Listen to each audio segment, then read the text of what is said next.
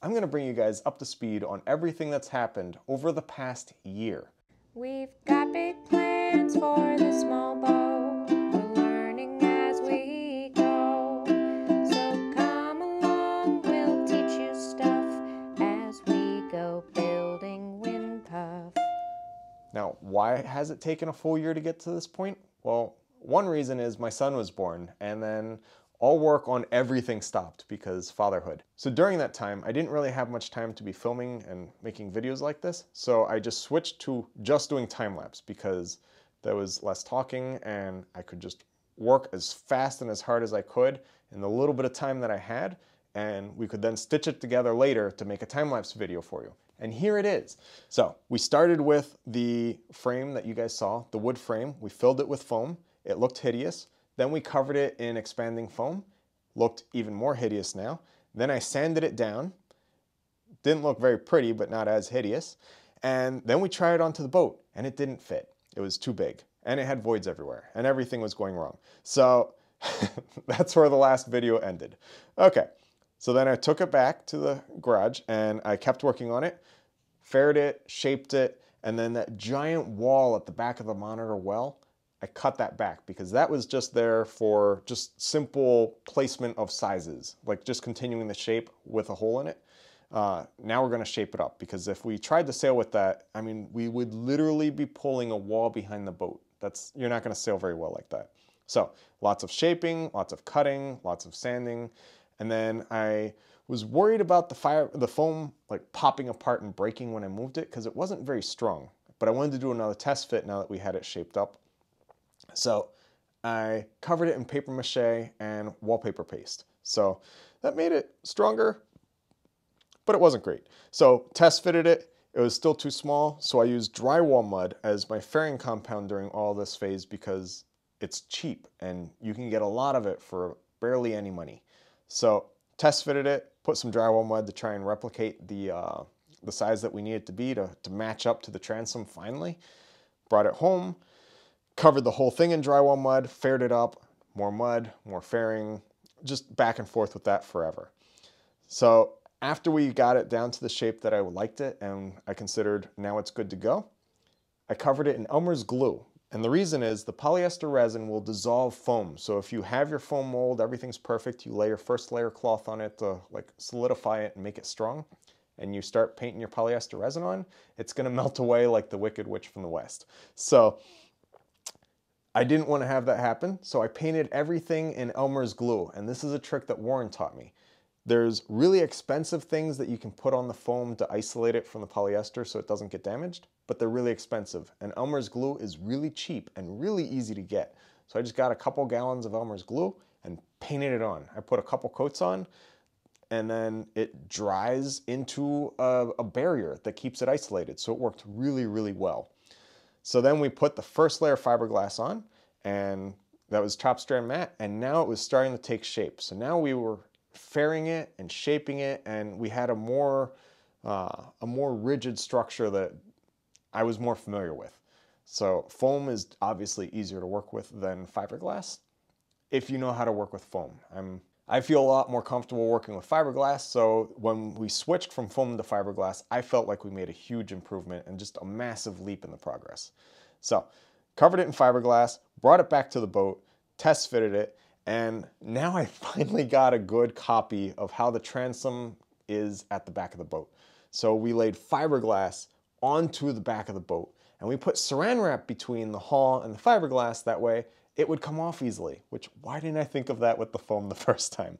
Got a good copy of it, marked it up, brought it back, and then it was just a matter of fairing it, which was an endless process, but fairing it and getting it to shape and look right. So once we had it pretty well set, then we cut the back off, because in the last video I told you guys how the foam plug was just way too long. It doesn't actually have an end. It just goes towards the moon. It was just stupid long. So now that we have the final shape that we want and everything, it's time to cut the transom off. And the reason I made it longer is I didn't know how long I wanted it to be. So my goal was that you could fit 2 people comfortably back there, because we plan on putting a boarding ladder back there. And I thought You know, you're gonna board the boat and you're gonna have a guest come to the boat or your kids are climbing on and you wanna be back there to give them a hand and help them into the boat. So that means that you now need space for 2 people back there because when they get on the boat, you're still standing there. So we flipped it over, figured out exactly how big we wanted it to be, and then we cut it off at that point. Now we're building the new transom onto the bumpkin, and it's just a matter of fiberglass and drywall mud for filling, and then fiberglass again, just getting it until it looks good. So we shaped it up until we were really satisfied with the way it looked. A nice little oversight that I had, the monitor wind vane is 24 inches wide at its widest. And I want to be able to install and remove this thing from the top. I don't want to have to drop it into the water and bring it out from under the boat every time I need to service it because that's ridiculous. So it's 24 inches wide. When I measured and made the cutout hole for the monitor, I made it 24 inches wide, which means that it doesn't fit. So dumb. So after we had everything set and I'm like, okay, this is looking really good. We're good to roll now. I measured it and we had like 23 5/8 inch or something like that. It was heartbreaking, but it simply meant cut out the sides, remove foam, and then set them in. That way we now have more than 24 inches space. It's still tight, but we have enough space that it hopefully should fit. If it doesn't, we're going to be doing the same process, but on the actual final piece, which I don't really want to do that because a patch is never as strong as the original. So the stern anchor is going to mount into the bottom of the bumpkin, and it's going to have its mount back there. It's going to hang out under the boat and behind the boat. We're using a Fortress for this, FX23 to be exact. It's a lightweight anchor and really, really good anchor. It has incredible holding power. I need to now cut the hole and make sure that the anchor roller and the anchor and everything fits in the hole like it should. So test fitting that, getting that all set. All right, now back to, you guessed it, fiberglassing, fairing, and sanding. So that went on forever.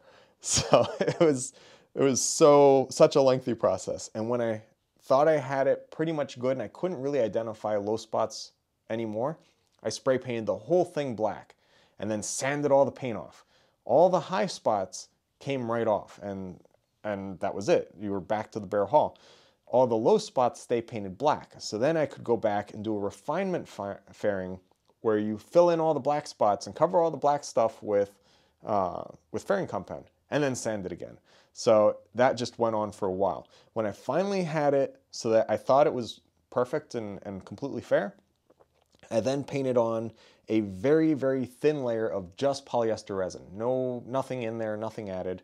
And the reason is it made it glossy. So then I could look with light and make sure that the light ran down the side of the hull, nice and fair, and that it looked good. Once it was glossy, I looked at the monitor well that we made, and I realized that the back end was not square. It was at a horrible angle. And I knew that if I built it that way, I would always look back, and instead of seeing a nice square for the monitor to sit in, I would see a rhombus, and that would drive me crazy for the rest of my life. So I made a little well and then used gravity to self-level the resin in there and just poured it in like if I was making an epoxy river table. Filled that in, faired it up, got it set. So now that everything is perfect and ready to become the mold for the final piece, we get to paint the gel coat on. So I painted 2 coats of gel coat. That way we had a nice thick layer and everything was ready in there. Once we had the gel coat on, it was, once again, sanding and fairing. Sanding and fairing. Just that until it looked spotless, because whatever shape the pattern is the shape the part's going to be. So once all that was finished, now we're ready to make the mold. So I laid down Formica covered boards that I got at Home Depot for really cheap. They were a couple bucks each.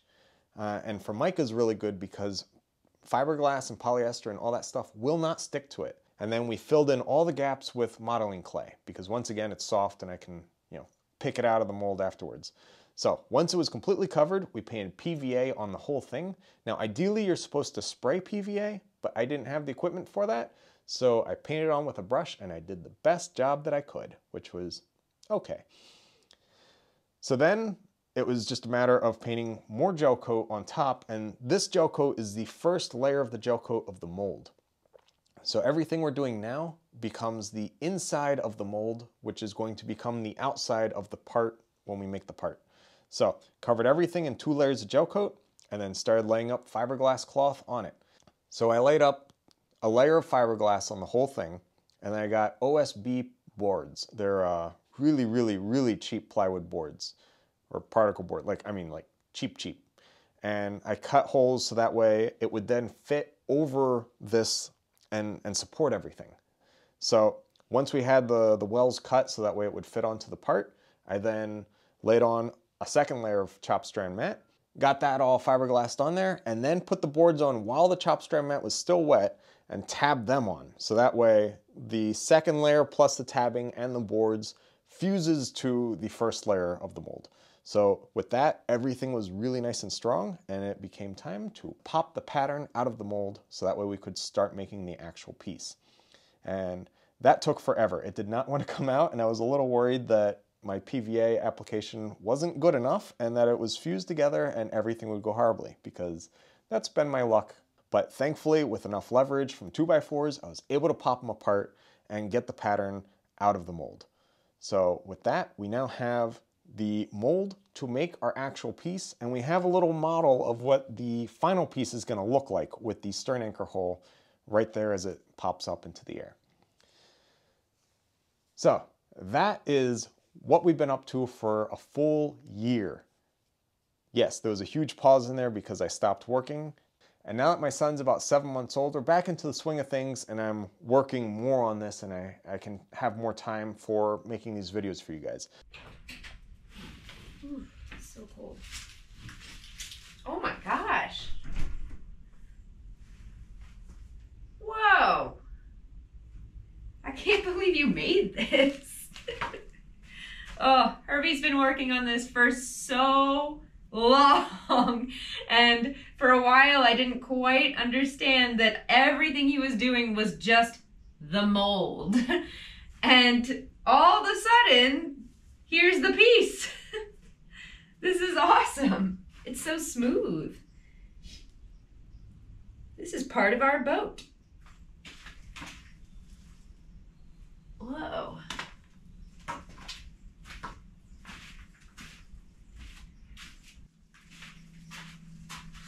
So the sad part that's a little disappointing, that's the part I was making, which was the pattern all this time.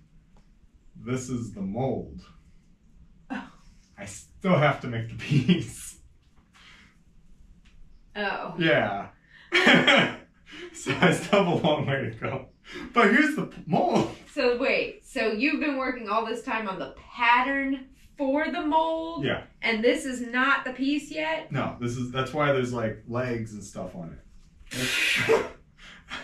So this is... I thought that this was the part that was going on the boat. No. Thankfully not, because this is hideous.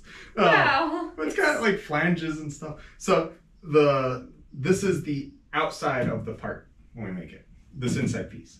Okay. So this is the negative. Uh-huh. Yeah. Sorry. So, I'm still just working on the mold. Today, hopefully I start the piece. Love me!